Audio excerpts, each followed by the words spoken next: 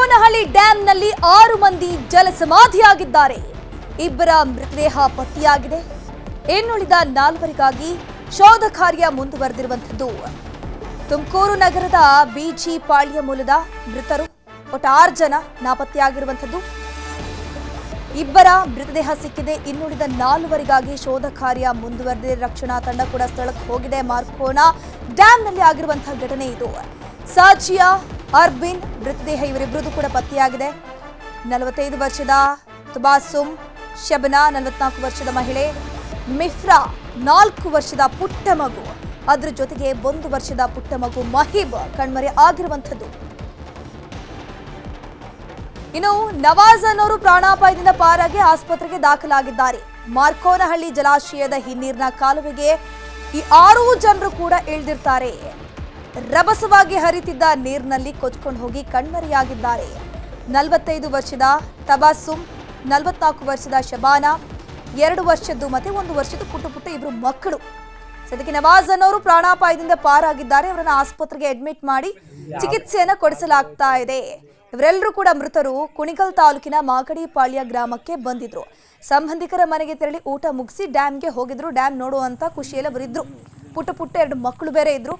ಈಜಕ್ಕೆ ಹೋಗಿದ್ದಾಗ 6 ಮಂದಿ ಕೂಡ ದುರ್ಮರಣ ಹೊಂದಿದ್ದಾರೆ. 6 ಮಂದಿ ಕೂಡ ನಾಪತ್ತೆಯಾಗಿರ್ತಾರೆ. ಅದಾದ ಮೇಲೆ ಸ್ಥಳಕ್ಕೆ ರಕ್ಷಣಾ ಪಡೆ ಕೂಡ ಬರುತ್ತೆ. ಅದರಲ್ಲಿ ಶೋಧ ಕಾರ್ಯ ಮಾಡುವಂತಹ ಸಂದರ್ಭದಲ್ಲಿ ಇಬ್ಬರ ಮೃತದೇಹ ಸಿಕ್ಕಿದೆ. ಇನ್ನುಳಿದ 4ವರ ಮೃತದೇಹಕ್ಕೆ ಶೋಧ ಕಾರ್ಯ ಮುಂದುವರೆದಿದೆ. ಮಾರ್ಕೋನಹಳ್ಳಿ ಡ್ಯಾಂನಲ್ಲಿ ಒಟ್ಟು 6 ಮಂದಿ ಜಲಸಮಾಧಿಯಾಗಿದ್ದಾರೆ. ತುಮಕೂರಿನ ಬಿಜಿ ಪಾಳ್ಯ ಮೂಲದವರು ಅನ್ನುವಂತಹ ಮಾಹಿತಿ ಲಭ್ಯ ಆಗಿದೆ. ಸಾಜಿಯಾ ಅರ್ಬಿನ್ ಮೃತದೇಹಗಳು ಪತ್ತೆಯಾಗಿದೆ. ಇವರಿಬ್ಬರದು ಕೂಡ 45 ವರ್ಷದ ತಬಸ್ಸುಮ್, 44 ವರ್ಷದ ಶಬಾನಾ, ಇವರಿಬ್ರು ಮಹಿಳೆಯರು ಕೂಡ ನಾಪತ್ತೆಯಾಗಿದ್ದಾರೆ. ಅದರ ಜೊತೆಗೆ 4 ವರ್ಷದ ಮಿಫ್ರಾ ಅನ್ನೋ ಮಗು, ಅದ್ರ ಜೊತೆಗೆ 1 ವರ್ಷದ ಮಹೀಬ್ ನಾಪತ್ತೆಯಾಗಿರುವಂಥದ್ದು.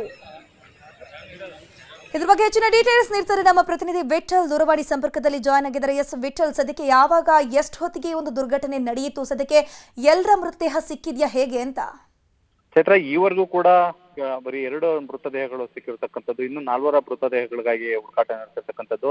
ಇದಕ್ಕೂ ಈ ಒಂದು ಘಟನೆ ಇವತ್ತು ದುರಂತ ಅಂತಂದೇ ಹೇಳ್ಬೋದು. ಯಾಕಂದ್ರೆ ಸ್ನೇಹಿತರ ಮನೆಗೆ, ಸಂಬಂಧಿಕರ ಮನೆಗೆ ಇಷ್ಟನ್ನ ತುಮಕೂರಿನ ಬಿಜಿ ಪಾಳ್ಯದಿಂದ ಇಷ್ಟು ಜನ ಊಟಕ್ಕೆ ಹೋಗಿರ್ತಾರೆ. ಊಟ ಮುಗಿಸ್ಕೊಂಡು ಏನು ಅಲ್ಲೇ ಪಕ್ಕದಲ್ಲೇ ಕೆರೆ ಕೋಡಿ ಇದ್ದಿದ್ರಿಂದ ಅಲ್ಲಿ ಆಟಾಡಕ್ಕೆ, ಮಕ್ಕಳನ್ನೆಲ್ಲ ಆಟಾಡ್ಸೋದಕ್ಕೆ ಅವ್ರು ಅಲ್ಲಿ ಕರೆದೊಯ್ತಾರೆ. ಆ ಒಂದು ವೇಳೆಯಲ್ಲಿ ಏನು ಮಾರ್ಕೋನಹಳ್ಳಿ ಡ್ಯಾಮ್ ನಲ್ಲಿ ಒಂದು ಟೆಕ್ನಿಕಲ್ ಅಂದ್ರೆ ಆಟೋಮೆಟಿಕ್ ಸೈಫನ್ ಗೇಟ್ ಅನ್ನ ಅಳವಡಿಸಿದ್ದಾರೆ.